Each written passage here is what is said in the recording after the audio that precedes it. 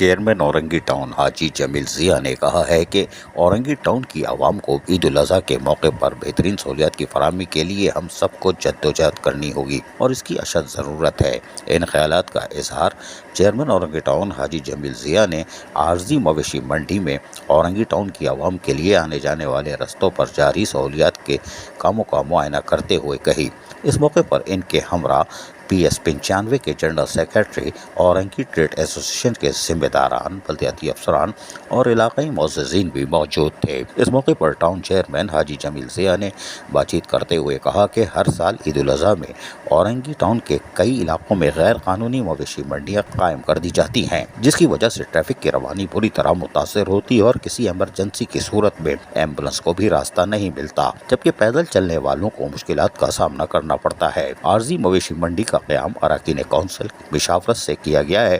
اور عارضی منڈی کی آمدنی town municipal corporation Orangi town کی ریکوری کے لیے بھی ایک بہترین ثابت ہوگی، جس سے اورنگی ٹاؤن کی تعمیر و ترقی کو ممکن بنایا جائے گا۔ عارضی مویشی منڈی میں روڈ سے دور اور چار دیواری کے اندر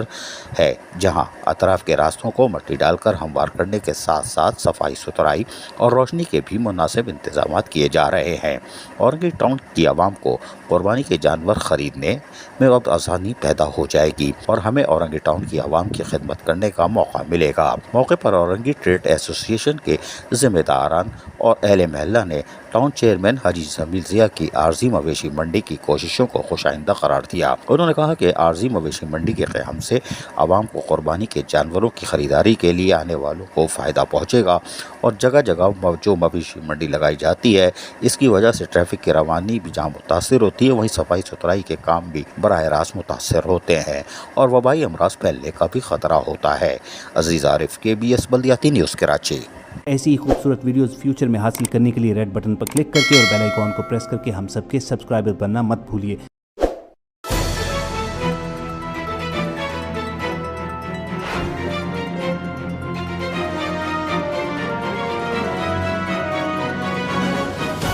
KBS